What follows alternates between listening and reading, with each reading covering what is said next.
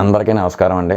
15 సంవత్సరాలు చచ్చినా అలా చేయనంటూ ఒట్టు పెట్టుకున్న కృష్ణ అదేంటో అన్నది ఈరోజు మనం చూద్దాము. ఒక సినిమా ఫ్లాప్ అయితేనే అవకాశాలు దక్కడం అరుదు.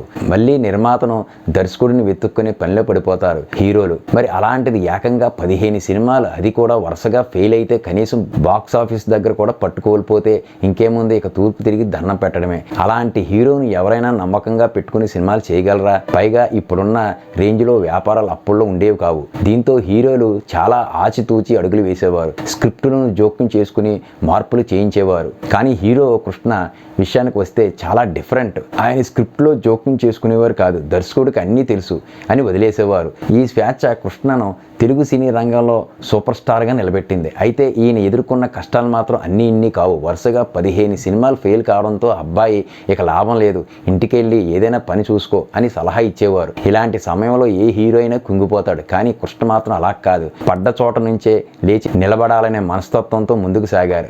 అల్లూరి సీతారామరాజు సినిమా తర్వాత విడుదలైన సినిమాలన్నీ ఫ్లాప్ అయ్యాయి. దాదాపు 12-15 సినిమాలు ఫట్మనడంతో కృష్ణను నమ్మి హీరోగా సినిమాలు చేసేందుకు ఏ నిర్మాత ముందుకు రాలేదు. పైగా ఈసడింపు మాటలు కూడా వచ్చాయి. మరి అప్పుడు ఏం చేయాలని ఆలోచించి తానే నిర్మాతగా మారారు కృష్ణ.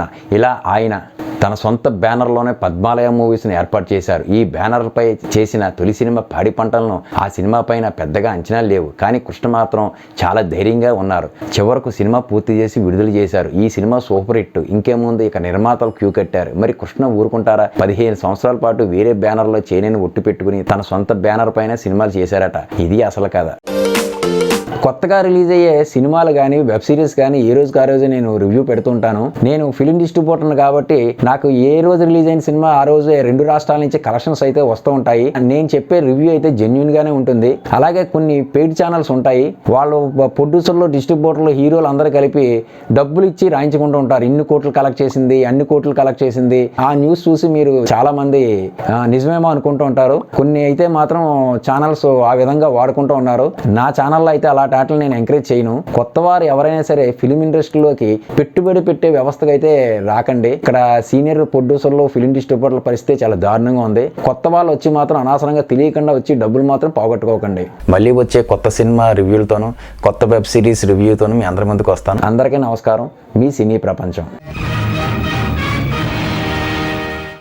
కొత్త సినిమాలు హిట్టా లేక ఫ్లాపా తెలుసుకోవడానికి మా ఛానల్ ని సబ్స్క్రైబ్ చేసుకోండి. సబ్స్క్రైబ్ సినీ ప్రపంచం యూట్యూబ్ ఛానల్.